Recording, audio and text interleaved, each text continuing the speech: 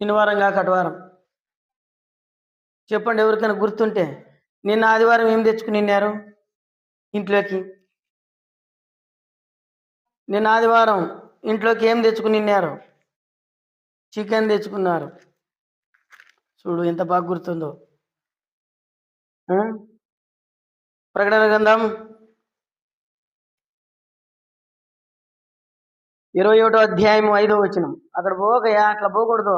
మీరు ఏదైనా ఉంటే సైకిల్ చేసుకోవాలంతే.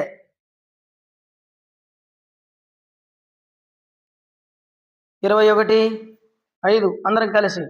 అప్పుడు సింహాసనాసీనుడైన వాడు, ఇదిగో సమస్తం నూతనమైనవిగా చేయుచున్నానని చెప్పాను, మరియు ఈ మాటలో నమ్మకమును నిజమైన కనుక వ్రాయమని ఆయన నాతో చెప్పాడు.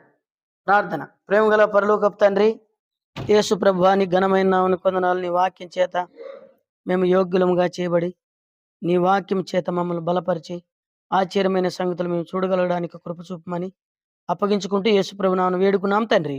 ఆమేన్. దేవుని ఇంటికి వచ్చినటువంటి మనమందరం కూడా గత సంవత్సరం అంతా పాత జీవితాలు పోయినాయి, పాత ఆలోచనలు పోయినాయి, పాత కోపాలు పోయినాయి, పాత ఆలోచనలు పోయినాయి, పాత తలంపులు పోయినాయి, పాత మాటలు పోయినాయి. ఇప్పుడు క్రీస్తు యేసునందు మనం నూతన సృష్టి.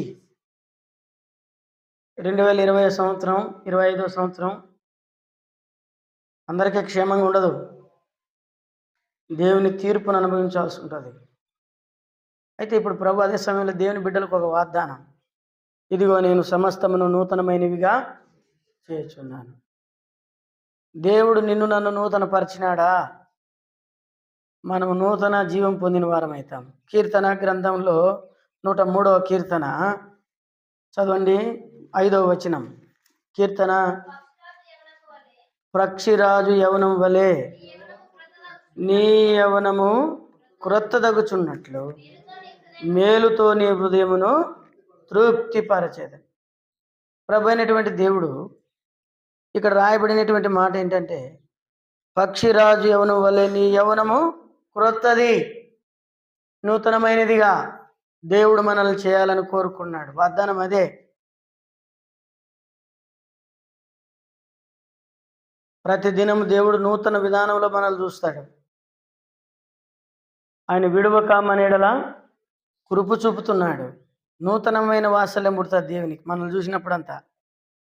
మన పిల్లలు ఎంత దుర్మార్గులైనా వాళ్ళు ఎదుగుతుంటే ఏమంటాం? చూడు వాళ్ళ ఆయనకంటే ఎత్తున్నాడు వీడు, ఇంకా చక్కగా ఉన్నాడు, కోన ముక్కు, కోన పండ్లు కదా. రేపొద్దున తంతాడు అట్లంటే నువ్వు ఆడు. నా కొడుకు చూడు గంతున్నాడు, వాచి కొనిచ్చినానమ్మా, వాచి ఎట్లా ఒప్పింది అనుకున్నావు? ఏం కావాలని నువ్వే వాడిని పాడు చేస్తున్నావు. బక్సింగారు అనేవాడంట, అన్న మా పిల్లోడు అడుగుతుంటే ఒక మంచి పాట కొనిచ్చినాడంటే ఎందుకు వాడిని నరకాన్ని పంపిస్తున్నావు అనేవాడంట ఆయన. అంత మాట అంటే మనం ఊకుంటామా? పిల్లలకు పెట్టుకుంటే ఎవరికి పెట్టాలన్నా అంటాం మనం. అయితే పిల్లల్ని ప్రేమించే విధానం మనకు తెలియదు. అయితే దేవుని వాక్యం చెప్తా ఉంది, పక్షిరాజు యవనం వలె నీ యవనము కొత్తదగను. నూతన సంవత్సరంలో పాతది నీ శరీరం బలహీనమైంది. ఇప్పుడు నీ శరీరం ఏం కావాలా? కొత్తది కావాలా. కొత్తది కావాలంటే శ్రమ పొందాల. ఈ పక్షిరాజు అనేటువంటి గ్రద్ద 40 దినాలు 50 దినాలు 51 రోజు ఒక ఎత్తైన కొండ మీదకి పోతుంది. ఎత్తైన కొండ మీదకి వెళ్ళిన తర్వాత తన పాత ఈకలన్నిటిని కూడా రాతికేసి కొట్టి, ఆ రక్తాలు కారుతూ ఉంటే అట్లనే పీకేసుకుంటుంది. ఎర్రని ఎండలో ఈకులు 2 రెక్కలు చాపి ఎండలో నిలబడుతుంది. ఆ మూతి తిని దాని ముక్కు వంకర ఉంటుంది. ఇట్లా రోజు కొద్ది కొడుతుంది, ఒక పేరు కొట్టదు. రోజు కొద్ది కొడుతూ కొన్ని రోజులకి ముక్కు ఊడిపోతుంది. తర్వాత రెక్కలన్నీ ఈకలన్నీ పీకేసుకున్న తర్వాత ఆ ప్రాసెస్ ఉంటుంది దాన్ని. దీనికి సమయం ఎంత పడుతుంది అంటే 51 రోజు ఏం తినదు అది. 51 రోజు అయిన తర్వాత తన రెక్కలు మరలా చాపుకొని దులుపుకొని ఇప్పుకొని ఇదిలించుకొని ఆ కొండపై నుండి కిందికి ఉన్న పాటన వస్తుంది. ఫస్ట్ వచ్చేది రావడమే తన ఆహారం, శ్రేష్టమైన ఆహారాన్ని ఇష్టపడుతుంది. ఏంది శ్రేష్టమైన ఆహారం? పాము. అక్కడి నుండి వస్తూ ఎక్కడో దుమ్ము ఉంటే ఆ దుమ్ములో పొర్లి ఆ దుమ్ముని తీసుకొని వచ్చి ఆ ధూళిని ఈ పాము యొక్క కన్నుల్లో దులిపి అది పడిగెత్తే కొద్దీ దాని పడిగిపోయిన తన పంజనిసిరి దాన్ని తింటుంది. ముక్కుతో తన మూతిని పొడిచి తింటుంది. అప్పుడు అనుకుంటుంది, శరవేగముతో వికసించింది నా వయస్సు,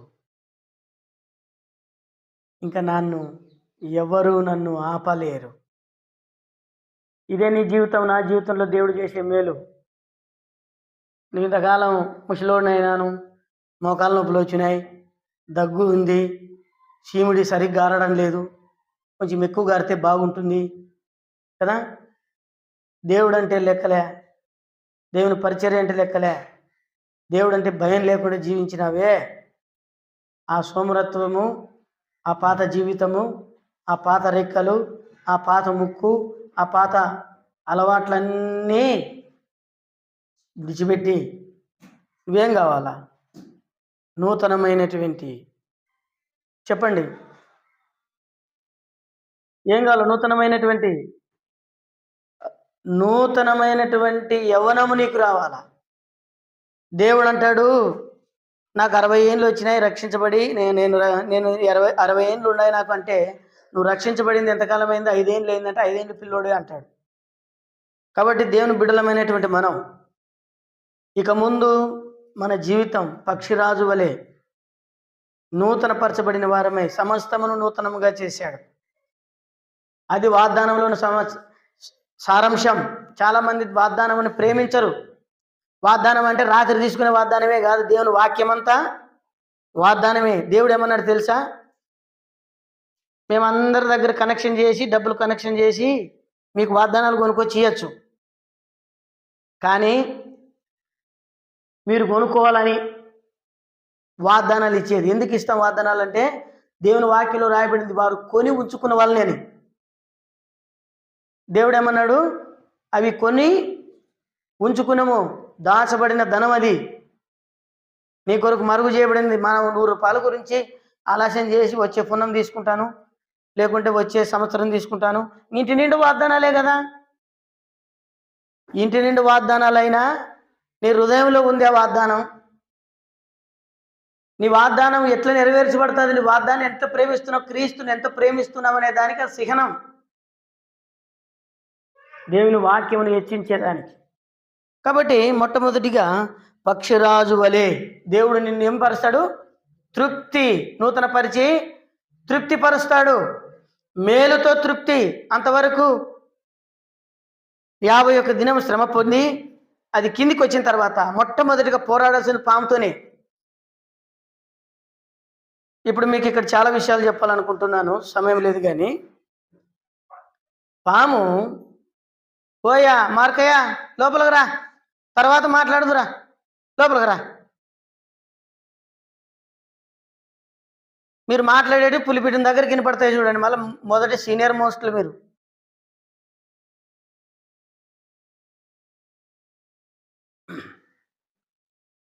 పాము దేని చూపిస్తుందంటే, అది ఎప్పుడు కూడా నిటారుగా నడవదు. ఎట్లా నడుస్తుంది? అది వంకరగా నడుస్తుంది. ఈ నిటారుగా నడిచే జీవితాన్ని ఏం చూపిస్తుందంటే, నమ్రత, పరిశుద్ధత, యథార్థత, విశ్వాసం. ఈ 4 నిటారుగా నడిచేటువంటి వ్యక్తి, మనిషి నడిచినప్పుడు ఎట్లా నడుస్తాడు? నిటారుగా నడుస్తాడు. నిటారుగా నడిచినప్పుడు నమ్రత కనపడుతుంది, పరిశుద్ధత కనపడుతుంది, తర్వాత ఏం కనపడుతుంది? విశ్వాసం కనపడుతుంది, పవిత్రత కనపడుతుంది. ప్రవర్తనలో అలాంటి జీవితం కలుగుతుంది. అయితే ఈ 4 విషయాలు కానీ మనం పక్కన పెడితే, పామును ఏం చూపిస్తుందంటే, పాము శత్రువైన సాతానుకు సంకేతం. శత్రువైన సాతానుతో సహవాసం కలిగిన వాళ్ళ జీవితాలంతా కూడా ఎట్లుంటాయంటే, వంకరిగాను, ఎడముగాను, కీడు చేసే పాదములుగాను, లోబడని పాదములుగాను, అవిధేయత చూపేటువంటి పాదములుగాను ఉంటాయి. కాబట్టి ఇక్కడ దేవుడు ఏం మాట్లాడుతున్నాడంటే, మొట్టమొదటిగా దానిని సాగదీయకుండా, దానిని వంకర కాకుండా దాన్ని సాగదీసి ఒక పంజెతో ఒక కాలుతో పట్టుకొని, మరొక పంజెతో మరొక కాలుతో పట్టుకొని, శత్రువుకి నేను చోటు ఇవ్వలేదు, శత్రువు మీద జయం పొందుతున్నానని చెప్పి దాని మీద దాడి చేస్తుంది ఈ పక్షిరాజు. పక్షిరాజు ఎవరు చూపిస్తుందంటే విశ్వాసులైన మనలో చూపిస్తుంది. పక్షిరాజు యొక్క యవనం ఆత్మీయముగా నువ్వు ఎంత ఆత్మీయంగా ఎదుగుతున్నావని దాన్ని చూపిస్తుంది. పక్షిరాజు యొక్క వేగం ఆత్మీయమైన సువార్త ఆత్మల కొరకున్నటువంటి భారాన్ని చూపిస్తుంది. అది భయంకరమైనటువంటి గాలి తుఫాన్లకి ఎదురీస్తుందంట. సుడిగాలులు వచ్చినప్పుడు, సుడిగాలులు చూసినారా? సుడిగాలులు వచ్చినప్పుడు కార్లు ఇండ్లు కూడా కొట్టకపోతాయి కదా. అయితే దాంట్లో ఈ పక్షిరాజు ఎదురీస్తుంది.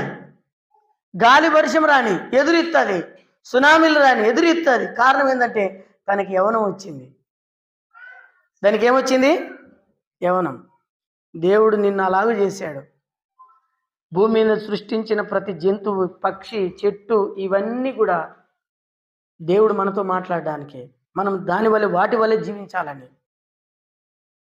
ఇప్పుడు ఈ పక్షిరాజు వలె మనం కూడా ఏం చేయమంటున్నాడు దేవుడు అంటే, శ్రమలో, కష్టంలో, ఇరుకులో, తుఫాన్లో, ఇబ్బందుల్లో పక్షిరాజు వలె పైకి ఎదగాల. అప్పుడు దేవుడు నిన్ను నన్ను జ్ఞాపకం చేసుకుంటాడు. అందుకనే పక్షిరాజు యవనం వలె నీ యవనము క్రొత్తదగును, మేలు చేత నీవు హృదయము తృప్తి. అప్పుడు ఆ పక్షిరాజు సాతానైన గుర్తుగా ఉన్నటువంటి పామును జయించి, దాన్ని ఓడించి జయశాలి అయి ఏం చేస్తుంది? తన ఆహారంగా భుజిస్తుంది.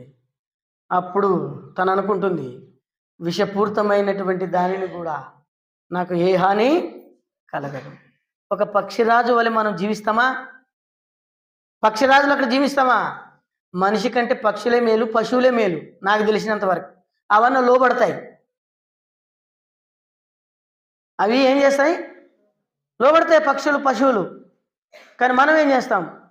బాగు చెప్పినా పో, టైం ఎంత అయిందని ఇంకా ముగిలే. ఆ చర్చలు అప్పుడే వేరుచుడి. మరి ఎందుకు వచ్చినావు? ఆడ పండుకో. నేను యేసుప్రభు వచ్చినప్పుడు కూడా ఆడే పండుకుంటావు. నువ్వు రాలేవు, నీతో కాదు పోనైనా, నువ్వు పండుకోపో అంటాడు ఆయన. కాబట్టి దేవుని బిడ్డలైనటువంటి మొట్టమొదటిగా పక్షిరాజు యవనం వలె నీ యవనము నూతనమగును. రెండవది, నీ నడకను నూతనపరుస్తాడు. మూడవది, నీ వంకరతనాన్ని తీసేస్తాడు. నాలుగవది, నిన్ను తృప్తిపరుస్తాడు. మీకు ఎన్ని విషయాలు చెప్పినాను తెలుసా? దీంట్లో 14 విషయాలు చెప్పినాను. మీకు ఒకటని గుర్తుండేదో లేదో? మీకు గుర్తుండేదాలో ఒకటి గుర్తుంటుంది. ఏది? పక్షిరాజు యవనం వలె నిన్ను నూతనపరిచి, నీ యవనం నూతనపరిచి, తర్వాత మేలుతో తృప్తి. అదొకటి మనకు గుర్తుంటుందేమో. కాబట్టి దేవుని బిడ్డలైనటువంటి మనం సెల్లు సైలెంట్ పెట్టుకోండి. అయితే ఇక్కడ ప్రభు అయినటువంటి దేవాది దేవుడు నిన్ను నన్ను ప్రేమించి, ఈ సంవత్సరం అంతా కూడా పాత జీవితం అయిపోయింది, ఈకలు పీకేసుకున్నావు, నీ ముక్కు ఊడిపోయింది, అయితే నీకు ఈ శ్రమకాలం గతించింది. ఇప్పుడు నువ్వేం చేయాలంటే నూతన జీవం పొందావు, సమస్తమైనది నూతనంగా చేశాడు. ఇక ముందు నీ యవ్వనం ఎట్టుంటుంది? దేవుని కొరకు పరిగెత్తాలా, దేవుని కార్యాల కొరకు పరిగెత్తాలా, దేవుని వాక్యం కొరకు పరిగెత్తాలా, ఆత్మల సంపాదన కొరకు పరిగెత్తాలా. అలాగే ఈ సంవత్సరం నేను చేస్తాడు. నువ్వు ఒప్పుకుంటే, మోసి ఒప్పుకుంటేనే, నువ్వు ఇష్టపడితే, నువ్వు ప్రేమిస్తే, అంత మహోమహుడైన దేవుడు మనిషిని సహాయం కోరినాడయ్యా. ఎంత గొప్ప దేవుడు చూడండి ఆయన. రెండవది చూద్దాము, మేలుతో తృప్తి పరిచేటువంటి దేవుడు. రెండవది రండి, నిర్గమకాండం 19వ అధ్యాయం 4వ వచనం. 19:4 నిర్గమకాండం. నేను ఐగుప్తులకి ఏమి చేసి తిన్నావు? మిమ్మల్ని గద్దరెక్కల మీద మోసుకొని ఆ మీరు చూచితిరి. ఇక్కడ ప్రభు అయిన దేవుడు మనతో ఏం మాట్లాడుతున్నాడంటే, నేను ఐగుప్తులకి ఏం చేసి తినో మిమ్మును గద్దరెక్కల మీద మోసి నా ఎదుకు మిమ్మునెట్లు చేర్చుకుంటునో మీరు చూచితిరి. ప్రభు అయిన దేవాది దేవుడు నిన్ను నన్ను ఏం చేసినాడంట? అందరు వినండి, వింటున్నా, నన్ను చూడండి. ఇప్పుడు మేలుతో తృప్తిపరచడమే కాదు, తన దగ్గర తెచ్చుకున్నాడు. ఎక్కడ తెచ్చుకున్నాడు? ఎట్లా తెచ్చుకున్నాడు? గద్దరేకల మీద మోసుకొని వచ్చినట్టుగా వచ్చింది. గద్ద ఎట్లా మోస్తుంది తన పిల్లల్ని? అందమైనటువంటి గూడు ఎత్తైన స్థలంలో కట్టి కదా. అయితే ఆ ముండ్లలో మధ్యలో అక్కడక్కడ మెత్తని కొన్ని వస్తువులు సమకూర్చి అల్లుతుంది.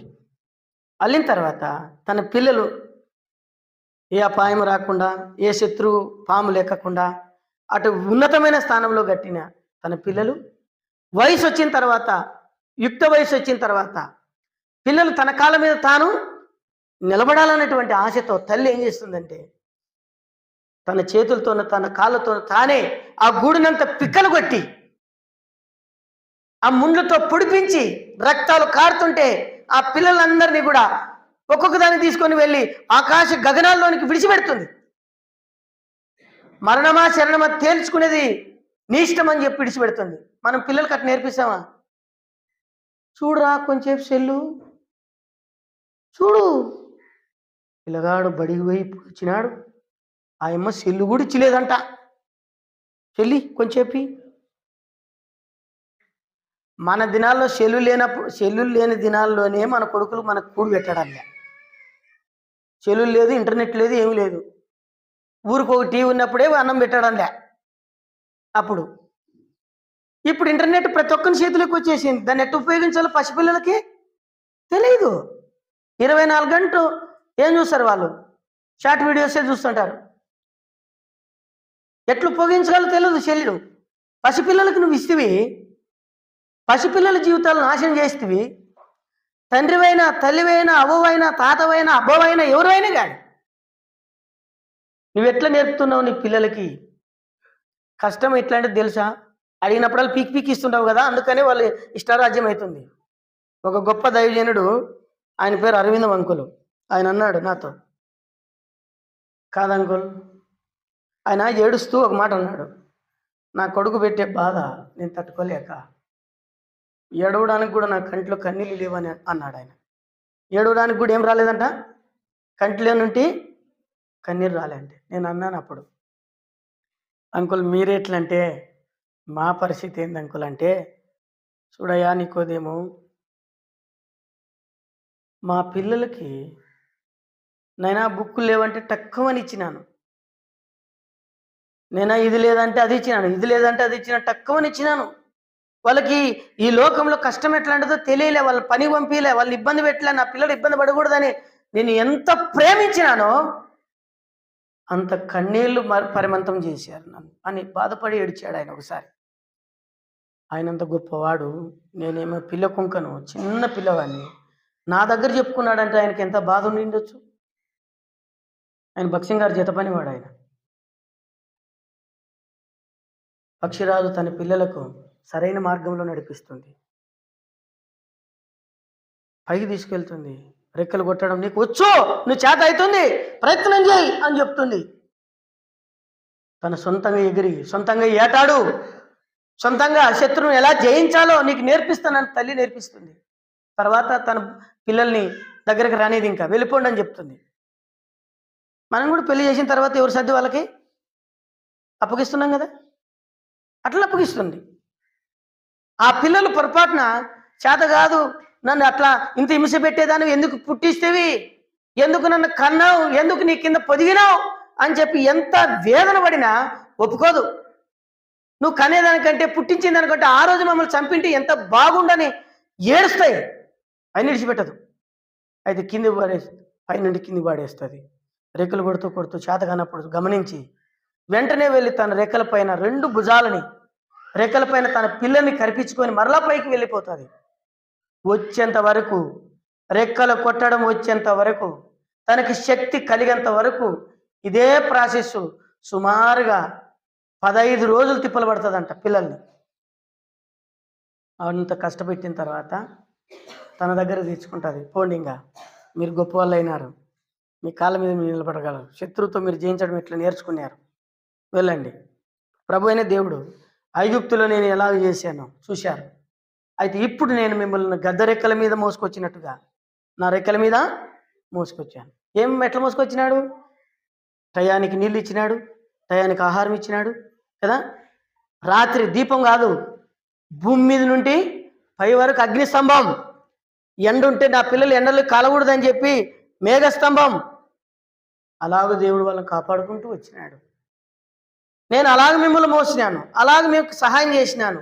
ఇక్కడ ఏం పేరు పెడదామంటే మన భారములు భరించేటువంటి ప్రభు. ఇక్కడ ఏం పెడదాం పేరు? మన భారములు భరించేటువంటి ప్రభు. చాలాసార్లు మన బాధలు మనమే ఏం చేస్తాం చెప్పండి? ఏం చేస్తాం? మన బాధలు మనమే ఏం చేస్తాం? దేవుడు అన్నాడు మొదటి పేతురు పత్రిక 5వ అధ్యాయంలో ఏమన్నాడంటే 7వ వచనంలో, మీరు చింతించుట వలన కాదు ఒక మాట అన్నాడు, మీ చింత యావత్తు దేవుని మీద, మీరు దేని గురించి చింత చేయొద్దు, ఆయన మిమ్మల్ని గురించి చింతించున్నాడు కనుక మీ చింత యావత్తు ఆయన మీద వేయండి. దేవుడు మన కొరకు చింతించేవాడు. నేను చెప్పగలను, దేవుడు నా గురించి చింత చేస్తాడు, దేవుడు నా గురించి ఆలోచిస్తున్నాడు, దేవుడు నా పిల్లల గురించి ఆలోచిస్తున్నాడు, దేవుడు సంఘం గురించి ఆలోచిస్తున్నాడు. మన భారములు భరించే ప్రభు. నీ భారములు ఎన్నైనా దేవుని మీద వేయి. అందుకని కీర్తన 55:22 అన్నాడు, నీ భారం యెహోవా మీద మోపము, ఆయన నిన్ను ఆదుకొనును.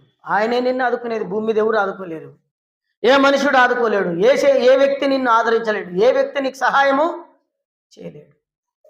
అందుకని కీర్తన 68వ అధ్యాయం 19వ వచనంలో ఈ విధంగా రాయబడింది, ప్రభు స్తుతి నొందును గాక అన్నాడు కీర్తనకారుడు.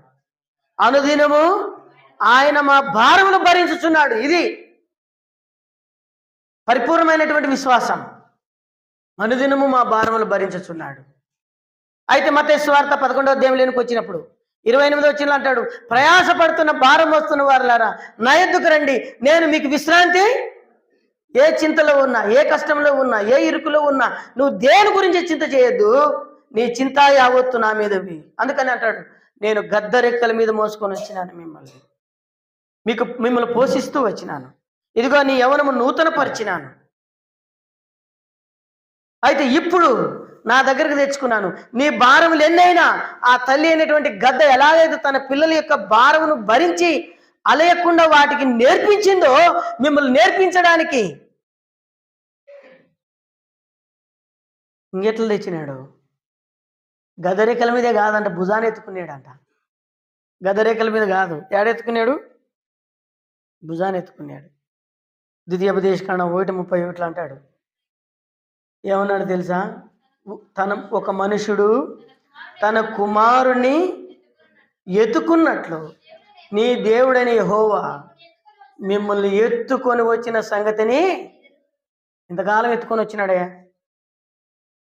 శ్రమ అనుభవం కూడా తీసుకెళ్ళాడు. ఇదంతా మన కొరకే. జ్వరం వచ్చింది, నిన్ను గాయం చేస్తేనే బాగయ్యేది. సూది పొడవందని బాగా కావు. మనుషుడు తన కొడుకుని ఎత్తుకున్నట్లు ఎత్తుకున్నాడంట. ఎవరంటే ఇంత ప్రేమించే దేవుడు? ఏ మానవుడు అండి ఇట్లా కరుణ చూపే దేవుడు? అందుకనే ప్రయాసపడి భారం మోస్తున్న వారులారా నా దగ్గరికి రండి. ఏ కష్టమైనా రాని, ఏ ఇబ్బంది అయినా రాని, ఏ ఇరుకైనా రాని, ఎందుకు నువ్వు భరించి నువ్వు బాధపడతావు? నీ తల్లి అయినటువంటి గ్రద్ద అయిన ప్రభువైన యేసుక్రీస్తు నిన్ను ప్రేమతో పిలుస్తున్నాడు. నా దగ్గర నేర్చుకో. అక్కడ కింద ఉన్నాయి మత్తయి సువార్తలోనే 29:20, నేను సాత్వికుడును దీన మనసు గలవాడిని గనుక. ఎట్లా సాత్వికుడు ఆయన? ఎట్లా? ఒక ఆయన అన్నాడంట, ఆయన పేరు జేపాల్ గారు అని, టీవీలో వర్తమానం చెప్తాడు ఆయన, జేపాల్ అంకుల్ అని, చాలా చక్కగా చెప్తాడు ఆయన. ఆయన ట్రైనింగ్ ఉన్న దినాల్లో ప్రభా నన్ను కూడా నీలాగా సాత్వికుని చేయి ప్రభు అని ప్రార్థన చేసినాడంట. ఎట్లా ఎవరు అక్కడ నీళ్ళక్కడే చేయి ప్రభు అని అంటే ఒక ఆయన ఉదయం వచ్చి బోధిట్నాడంట. పొద్దున్నుండి బోధిట్నాడంట సాయంత్రం వరకు ఒకటే గొనుగుతున్నాడు. ఇంకా గొనుగుతుంటే ఇసుకొచ్చి ఏంది ఇది పొద్దుముగులు అని బాధపడి పక్కకు వచ్చేసి మందిరంలోకి వచ్చి ప్రార్థన చేస్తున్నాడంట. ప్రభా నన్ను కూడా నీ వల్లే సాత్వికం చేయమంటే ఏం పొద్దున్నుండి తిడుతున్నాడు ప్రభు అని అడిగినాడంట. అప్పుడు ప్రభు అన్న మాట ఏంటంటే, చెప్పండి మీరు చెప్పండి వాక్యం. అప్పుడు ప్రభు అన్నాడు, నాలాంటి నువ్వు సాత్వికుడు కావాలన్నావు కదా, ఈ విధంగా నేను అవమానపరచబడ్డాను. నిన్ను ఇలాగ తీసుకెళ్తే నువ్వు సాత్వికుడు అవుతావు. అయితే ఆయన అన్నాడంట, సరే ప్రభా నువ్వు తిట్టుమన్నావు కాబట్టి తిట్టించుకుంటాను. అయితే ఇంకొకటి చేరుతుంది నాది. ఇంకా ఏముంది ప్రభా, నాకు ఉప్మా అంటే పడదు, ప్రభా నాకు వంకాయ అంటే పడదు. ఈ ట్రైనింగ్లో ఉన్న దినాలంతా నాకు ఏదైనా పప్పన్నం కానీ ఏదైనా పెట్టినా తింటాను, కానీ వంకాయ మాత్రం ఉప్మా మాత్రం తిన్నా అన్నాడంట. సరేలే అన్నాడంట ప్రభు. ఉదయం ఉప్మా వంకాయ చేసినారు. ఏం చేసినారు? ఉప్మా వంకాయ. ఈయన ట్రైనింగ్ అయిపోయేంత వరకు వంకాయ ఉప్మా. ఈయన ట్రైనింగ్ అయిపోయేంత వరకు వంకాయ ఉప్మా. రోజు వచ్చి ప్రార్థన చేస్తాడంట, ప్రభా నాకు వంకాయ ఉప్మా వద్దంటే కూడా అదే పెడతాడారు, నువ్వే మాట్లాడు ప్రభా, నువ్వే మాట్లాడు ప్రభా అంటే, నేను మాట్లాడినాను నువ్వు అంటాడంట. మళ్ళీ ఉదయం చూసి మాట్లాడినాడని సంబరపడతాడు. రాత్రి ఉదయం చూస్తే ట్రైనింగ్ అంతా అయిపోయినాక అప్పుడు అన్నాడంట, నువ్వు ఇక్కడ నేర్చుకుంది ఎక్కడ నువ్వు నేర్పించలేవు అన్నాడంట. చాలాసార్లు నేను ఇది తినను, మీ ఇంటికాడ సర్ది కూడా తింటావే, మిగిలింది కూడా తింటావు, ఇది తినను నేను, నాకు పడదు, ఇది పప్పు ఉందా, పచ్చిమిరకాయలు వేసినారా, వంకాయ పెట్టారు కదా, ఉర్లగడ్డ ఉంది ఒకటి వచ్చింది, బా ఎంత నీతిగా నువ్వు మందిరంలో, ఇంటికాడ మాత్రం సర్దిపు ఉన్న కారం పెట్టుకొని తింటావు. నువ్వేం డబ్బులు ఇస్తున్నావు తినేదానికి? డోన్లను కానీ ఏడాను కానీ వాడు నాడు కుస్కా తక్కువేమని చెప్పి తిన్నాం ముగ్గురు మంచలం. చికెన్ వేసినాడు, నాకు డౌట్ వచ్చింది, చికెన్ వేసినాడు కుస్కన్నాడే, చికెన్ వేసినాడు అంటే చికెన్ వేసినాడే కుస్కన్నాడు అని చూస్తే లాస్ట్కి వస్తే 130 రూపాయలు వేసినాడు, 60 రూపాయలు ఆడుకొని పోయినాం. అర్థమైందే? ఒక్క పూట కోసం మనం ఏం అట్లా ఏమి లేదు కదా, అటేమి ఇస్తున్నామా? దేవుడు ఏది పెట్టినా శ్రేష్టమైనది పెడతాడు. సేవకురాలు అవి తినదు దీవు తినదు చచ్చిపోతావు అంటది నన్ను. అన్ని తినేది యేసునామములో ప్రార్థన చేసుకోవడం, తినడం, ఏమన్నా కానీ ఏది జరిగేది ఉన్నా దేవుని అనుమతి లేకుండా జరగదు. అయితే దేవుని బిడ్డలమైనటువంటి మనం నేర్చుకోవాలా. ఈ దైవజనుడికి అట్లా జరిగింది. ప్రతి దినం మన భారం భరిస్తాడు. మన భారములన్నీ భరించేది ప్రభు అయిన దేవుడు. చదవండి తర్వాత కీర్తన ప్రకటన గ్రంథం 2:24 వచ్చిన కింద భాగంలో మాట ఉంటుంది చూడండి, అదొకటి చదవండి, త్వరగా చదవండి, ఇంకా ముగిస్తాను. రండి త్వరగా. మీ పైన మరి ఏ భారము పెట్టను, బాగా వినండి, మీ పైన ఏ భారం పెట్టను, నేను వచ్చే వరకు. దేవుడు ఏమన్నాడంటే ఆ మాట చాలు, మీ పైన ఏ భారము పెట్టను. దేవుడు మన పైన ఏ భారాలు పెట్టేవాడు కాదు. కానీ ఒకటి గుర్తుపెట్టుకో, నువ్వు నేను వచ్చే వరకు ఎట్లుండాలా? నమ్మకంగా ఉండు. గద్దరేఖల మీద మోస్తాడు, గద్దరేఖల మీద మోస్తాడు మనల్ని, మేలుతో తృప్తిపరుస్తున్నాడు మనల్ని. ఈ రెండు విషయాలు మీరు మీ జీవితంలో గుర్తుపెట్టుకోవాలా. మేలుతో తృప్తి. ఎట్లాంటి మేలు? వాళ్ళని చూసినప్పుడు చాలా విషయాలు ఉన్నాయి బైబిల్లో. ఎట్లాంటి మేలు అంటే, నాటని ద్రాక్ష చెట్లు, నాటని అంజూరపు చెట్లు, వర్షము, కరువు అనేటువంటి రాని ప్రదేశం భౌతికంగా ఇచ్చినాడు ఇశ్రాయేలు ప్రజలకి. పరలోకానికి వెళ్ళాలంటే ఇక్కడ ఉన్న వాళ్ళకి ఇంత కష్టపడి భౌతికమైనటువంటి లోకంలో కనపడేటువంటి ఇశ్రాయేలు దేశాన్ని నడిబొడ్డున ప్రపంచానికి ఇశ్రాయేలు దేశాన్ని ఇచ్చినాడే. అక్కడ వెండి, బంగారు, రాగి, ఒలివల కాయలు, శ్రేష్టమైన ద్రాక్ష తీగలు, శ్రేష్టమైనటువంటివి ఇచ్చినాడే. పరలోకంలో మన కొరకు నిత్యత్వంలో బంగారుతో ఉంది. దానికి ఎంత క్రయధనం చెల్లించాలా? దానికి ఎంతో విలువైనటువంటి క్రయధనం చెల్లించాలి మనం. విలువైనటువంటివి, చాలా శ్రేష్టమైనటువంటివి. రండి, మూడవదిగా చూడండి, దేవుని వాక్యంలో ఒక మాట రాయబడింది. యోబు గ్రంథం తన పిల్లలకు శ్రేష్టమైన ఆహారం పెడుతుంది పక్షిరాజు. యోబు గ్రంథము 39వ అధ్యాయము 28, 29 చదవండి. అది రాతి కొండ మీద నివసించును.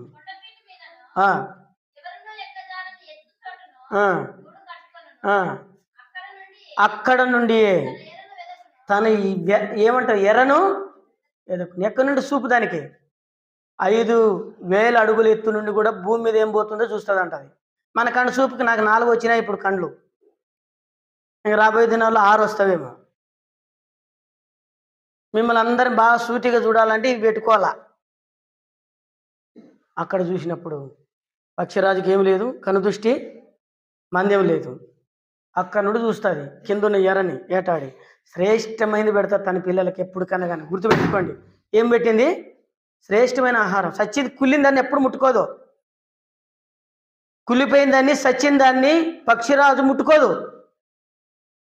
ఫ్రెష్ ఏ దినానికి ఆ దినానికి పిల్లలకి తోడేలు కానీ నక్క కానీ ఏం చేస్తాయి?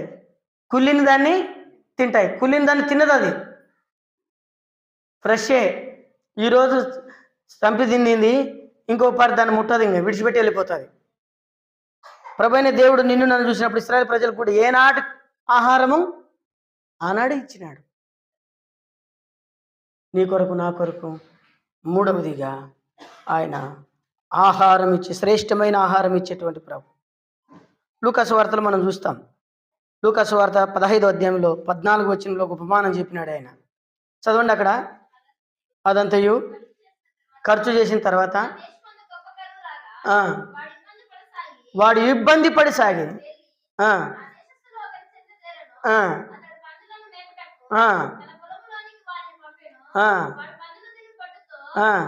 బావి విను, సంఘాన్ని తండ్రిని దేవుని ఇల్లుని విడిచిపెట్టి తిరిగితే లాస్ట్కు వాక్యం దొరక్క నెమ్మది లేని వాడై తను నమ్మించిన వాళ్ళంతా నష్టపరిచి అందరూ వదిలేసి వెళ్ళిపోయినారు. ఇప్పుడు దేని కొరకు ప్రయాసపడినాడు? వాక్యం కొరకు యాతన పడ్డాడు. పందులు తినే కుళ్ళిన దాన్ని తింటుంది పంది కదా. దేని తింటుంది? కుళ్ళిన దాన్ని. నక్క కుళ్ళిన దాన్ని తింటుంది. తోడేలు కుళ్ళిన దాన్ని తింటుంది. కుక్క ఏం తింటుంది? కక్కిన దాన్ని తింటుంది. ఉందే లేదా? కుక్క తన వాంతికిని. మరి ఎట్లా? పక్షిరాజులు అక్కడ ఉంటావా? కుక్కలు అక్కడ ఉంటావా? పందిలు అక్కడ ఉంటావా? తోడేళ్ళు అక్కడ ఉన్నావా? నువ్వే పరిశీలన చేసుకో. నన్ను నేనే పరిశీలన చేసుకుంటా. శ్రేష్టమైనవి ఇచ్చేవాడు మన దేవుడు. ఏనాటికి దానాటికే, ఏనాడు దానాటికే. కొంతమంది ఆసుపత్రులు ఉంటారు కదా, ఏముంటుంది? ఇంకా ఎక్కువ కావాలి కొంచెం. గిన్నెలు నింపుకున్నారు. పొద్దున ఏమైంది? పాసిపోయింది. తినేతంతే దాచిపెట్టుకోవాలా.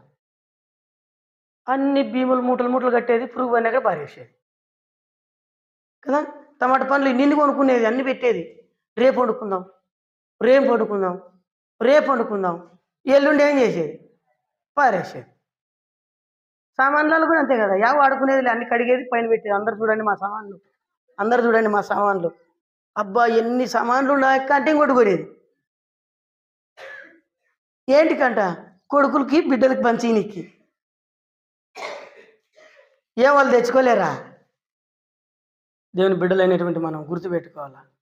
ఏనాడు దానాటికే ఎప్పటిదప్పటికే దేవుడు ఇచ్చిన దానికే.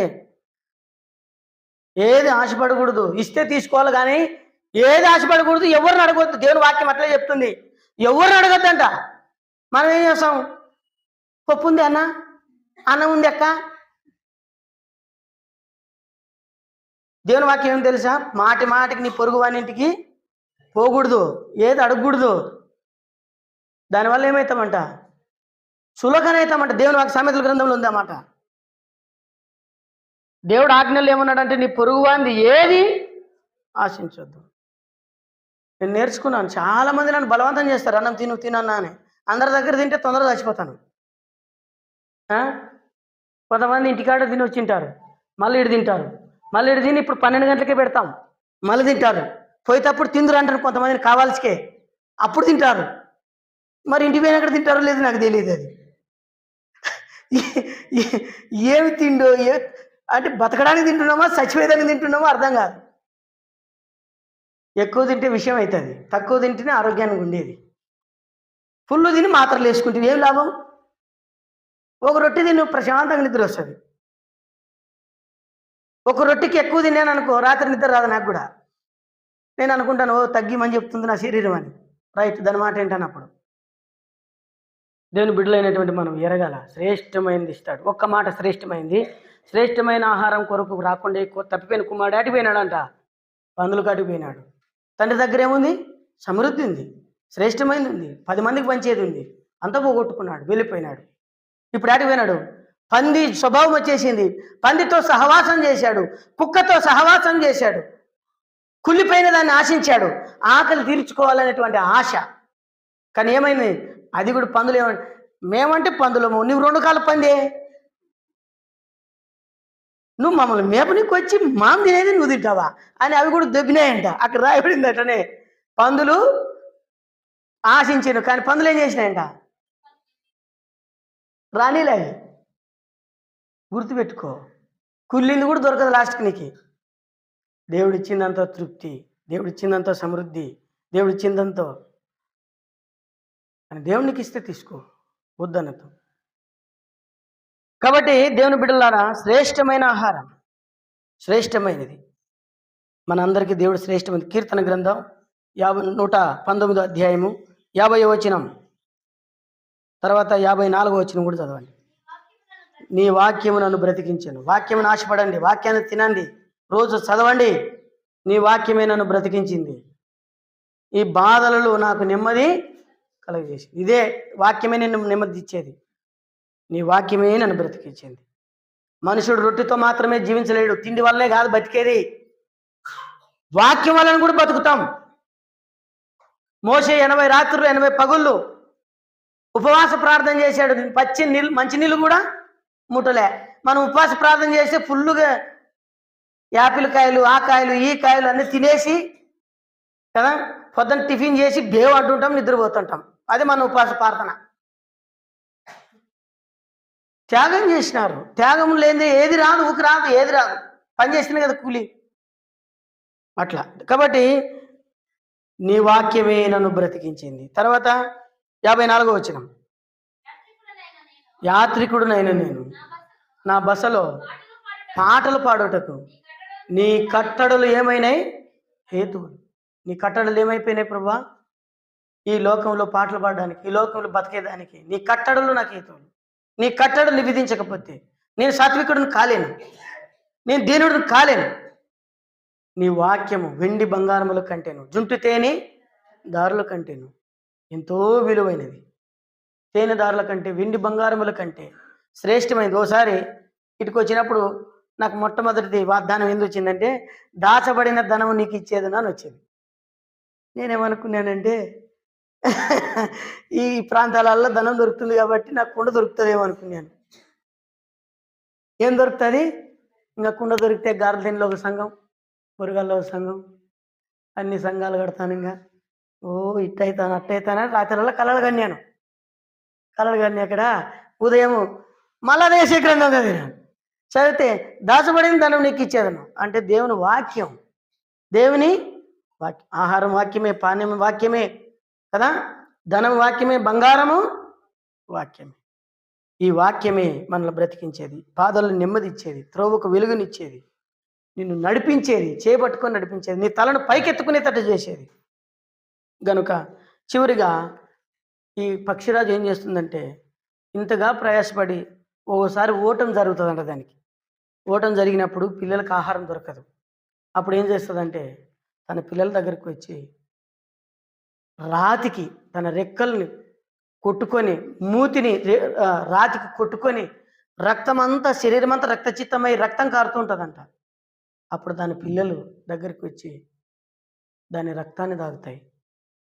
తల్లి యొక్క రక్తాన్ని తాగిన తర్వాత తల్లి ఏం చేస్తుందంటే తన ప్రాణాన్ని విడుస్తుంది. చివరికి ఏది దొరకపోతే తన ప్రాణాన్ని ఇచ్చి తన మాంసం తన పిల్లలకి ఎరగయేసి తను చనిపోయి తన పిల్లలు బతికించుకుంటుంది. అదే యేసుప్రభు చేసినది. బల్ల అంటే ఏందనుకున్నారు? అందరికి కాదు, బీడీలు తాగేటోళ్ళకి, సరాయి తాగేటోళ్ళకి, అబద్ధ కుతలు కూసేటోళ్ళకల్లా చేసేదే. అది నోరు తెరిస్తే పచ్చి అబద్ధాలు మాట్లాడుతుంటారు కొంతమంది. ఎవరు తెలియదు, పిల్లి కళ్ళు మూసుకొని పాలు తాగుతుంది, ఎవరు చూడడం లేదు. నేను అందరూ తెలుసు అది పిల్లి తాగుతుందని, కానీ అనుకుంటుంది అది ఏమని, నన్ను ఎవరు చూడలేదని. అట్లా కాదు.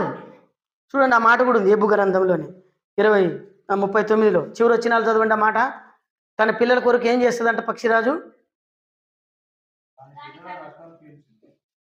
దాని పిల్లలు రక్తము పీల్చను. చాలు. దాని పిల్లలు ఏం చేస్తుందంటే తన రక్తాన్ని పీలుస్తుంది. దేవుని బిడ్డలారా, గుర్తుపెట్టుకోండి, యేసు ప్రభు కూడా తాను చనిపోయింది దేని కొరకంటే మనల్ని జీవించడానికి. నా శరీరం తిని నా రక్తం త్రాగువాడే నిత్య జీవము గలవాడు, అంత్య దినమున వాడిని లేపుతా. అంత్య దినాన నువ్వు నేను మనమందరం లేయాలని. చూడు, అమెరికా దేశంలో దేవుని మాట వినని వాళ్ళు ఏ గతి పట్టినారో చూడండి. ఒకసారి టీవీలు పెట్టి చూడండి. దేవుడు లేడు, మా టెక్నాలజీ, దేవుడు లేడు, మా తెలివితేటలు, దేవుడు లేడు, మేము సెలబ్రిటీ హీరోలు, దేవుడు లేడు. జనవరి 5వ తారీఖున వాళ్ళు అనౌన్స్మెంట్ చేసినారు, అవార్డు ప్రకటించినారు. దేవుడే లేడు, మేమే దేవుళ్ళు, మేమే అంతా అని చెప్పినారు. ఒకప్పుడు ఎంత శ్రేష్టమైన దేశం అది. డిఎల్ మూడీ గారు, జాన్ వెస్లీ, సుసన్నా వెస్లీ, బిలిగ్రామ్, గొప్ప గొప్ప దైవజనులు వచ్చినటువంటి దేశం. ఆ రాష్ట్రానికి ఏంజెల్ అని పేరు, దేవదూతల రాష్ట్రం అది.